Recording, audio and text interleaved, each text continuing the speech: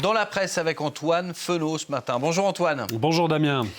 Et on commence avec la une de votre revue de presse, une colère. Oui, une colère, vous l'évoquiez lors de vos titres, et de l'incompréhension surtout. Que s'est-il passé exactement dans les rues de Minneapolis hier? Une opération de la police anti-immigration a tourné au drame. Une femme de 37 ans a été tuée par les agents de l'ICE. Le Minnesota Star Tribune, le journal local, nous parle de cette femme, Renée Nichols, c'est son nom, abattue donc de plusieurs balles dans la tête alors qu'elle s'opposait avec son véhicule au passage des agents de l'anti-immigration.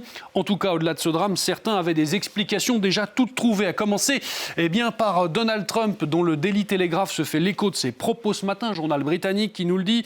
Avant même que le corps de cette femme soit froid, le président américain avait déjà son opinion. Renée Nichols était selon lui une militante d'extrême gauche et les agents de l'ICE ont agi en état de légitime défense, une position qui pourrait renforcer la colère contre la politique migratoire très musclée et surtout très controversée du président américain. Une mort qui pourrait faire exploser la colère, je vous le disais, c'est aussi l'avis du Washington Post ce matin qui nous le dit. Les images du drame diffusées sur les réseaux sociaux semblent montrer une autre version, en tout cas plus contrastée que celle défendue par les autorités. La femme ne semblait pas vouloir percuter les agents de l'ICE, en tout cas le Washington Post l'affirme. Selon le quotidien, cette femme ne méritait pas de mourir. Vous le voyez, c'est le titre de cette opinion, cet éditorial ici. Et sa mort pourrait également provoquer une réaction très vive, car elle intervient à Minneapolis. Minneapolis, Damien, souvenez-vous, ville où est mort George Floyd, étouffé par un policier.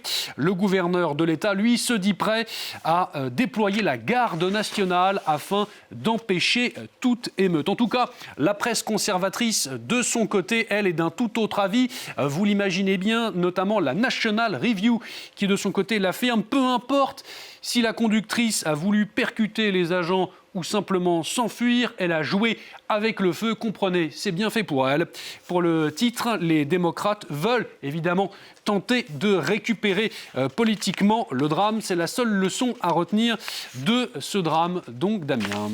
Voilà pour la presse américaine, en tout cas, la politique migratoire de Donald Trump, il en est question dans la presse française aussi. Oui, absolument, avec ce reportage que je voulais vous proposer à lire dans Libération ce matin, en particulier le sort réservé aux migrants russes présents aux États-Unis. Libération est allé à leur rencontre, vous l'apercevez juste ici. Des centaines d'entre eux ont en effet demandé l'asile politique aux États-Unis, en particulier après l'invasion à grande échelle de l'Ukraine. Des opposants à Vladimir Poutine, majoritairement, et eux aussi subissent donc les conséquences de la politique migratoire de l'administration Trump.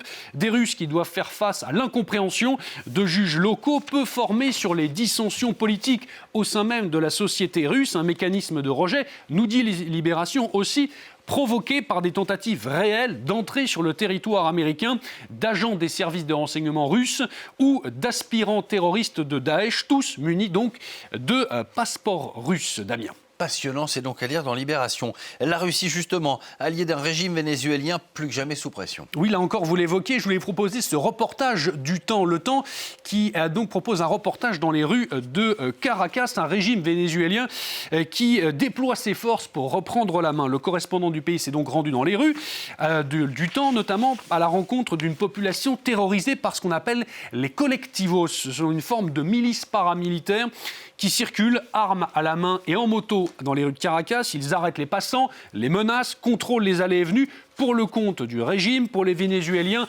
rencontrés par la correspondante du Temps, l'enlèvement de Nicolás Maduro n'a pas desserré l'étau du régime sur la société, loin de là. Certains en sont même convaincus.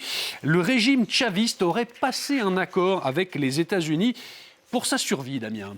Un accord qui impliquerait le pétrole ? Oui, c'est en tout cas un avis et une hypothèse qui est développée par le Wall Street Journal ce matin dans cet éditorial. Vous le voyez juste ici. Je vous donne Maduro et des dizaines de millions de barils de pétrole en échange et vous ne touchez pas au régime. C'est donc l'opinion du Wall Street Journal qui s'étonne du maintien en poste assez curieux, il faut bien le dire, de Delcy Rodriguez, la vice-présidente qui est donc désormais aux commandes du pays. Aurait-elle reçu un feu vert de Washington ? A-t-elle négocié sa survie à coups de barils de pétrole? A-t-elle même peut-être été la taupe à l'origine de l'opération qui est l'opération américaine qui a permis l'enlèvement avec perte et fracas de Nicolás Maduro? Autant de questions soulevées par le Wall Street Journal, mais toujours, on le rappelle aujourd'hui, sans réponse, Damien.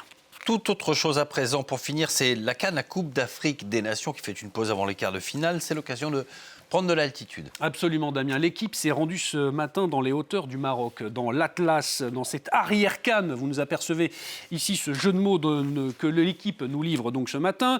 Le quotidien sportif qui est donc allé à la rencontre d'un pays qui pense toujours les plaies du terrible séisme survenu il y a 2 ans. Souvenez-vous, tremblement de terre qui avait fait plusieurs milliers de morts dans ces villages reculés de ces montagnes de l'arrière-pays marocain. L'équipe a donc suivi dans ces villages encore marqués par les dégâts, un ancien international marocain, justement. Il s'appelle Abdeslam Ouadou. On le connaît bien parce qu'il a joué ici à Nancy, en France, et depuis des années, il a mis en place des programmes caritatifs pour venir en aide aux populations de l'Atlas, des programmes qu'il a renforcés, nous dit-il, après le séisme, pour aider notamment à reconstruire écoles, habitations, encore dispensaires. Un contraste aussi, et c'est à noter avec le faste et les stades flambant neufs, pour certains, où se dispute la compétition continentale africaine en ce moment même au Maroc, Damien.